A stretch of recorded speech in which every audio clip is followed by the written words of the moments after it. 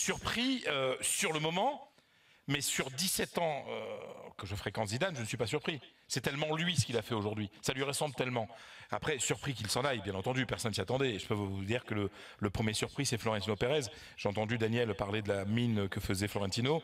On a échangé un regard ce matin à la conférence de presse. Il m'a regardé en disant mais qu'est-ce qui arrive là? Et vraiment, enfin, parce que je le connais bien et c'est quelqu'un qui a perdu deux personnes aujourd'hui. Il a perdu un homme qu'il aime beaucoup, qui s'appelle Zinedine Zidane, qui est son ami et avec qui il adorait travailler.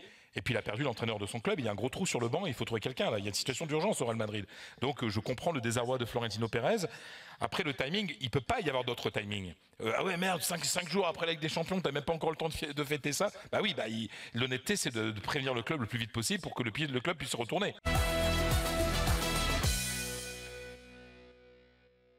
Sans le vouloir, parce qu'il était bien obligé, Zidane, de l'annoncer maintenant, la pression terrible que ça met sur Deschamps, qui se serait bien passé de ça, parce que aujourd'hui tout le monde ne va plus parler que de ça.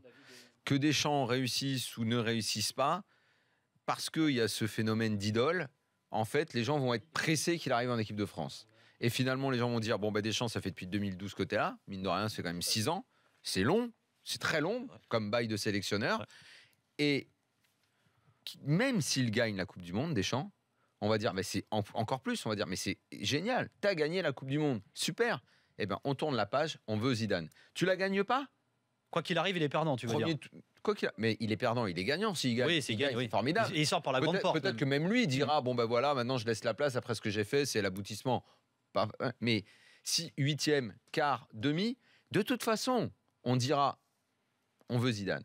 Parce que tu l'as décrit, ce phénomène d'idole fait qu'il y a une relation particulière entre la France et Zidane qui n'existe pas avec Deschamps, qui en plus dans le milieu du foot n'est pas toujours très très soutenu. Tout à l'heure.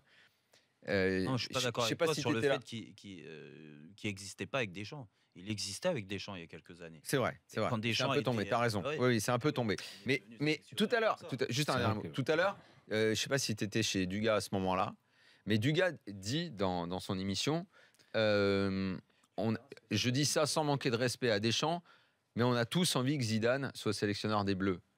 Mais le poids de ces mots est énorme de la part d'un mec qui a été avec les deux en 98. Je ne sais pas si Christophe a mesuré à ce moment-là, mais le poids de ces mots... Après, c'est l'ami de Zizou. Bien sûr, mais il n'empêche que dans quelques jours, ils vont tous se retrouver pour fêter les 20 ans. Le seul qui ne sera pas là parce qu'il est avec les Bleus, c'est Deschamps. Ouais.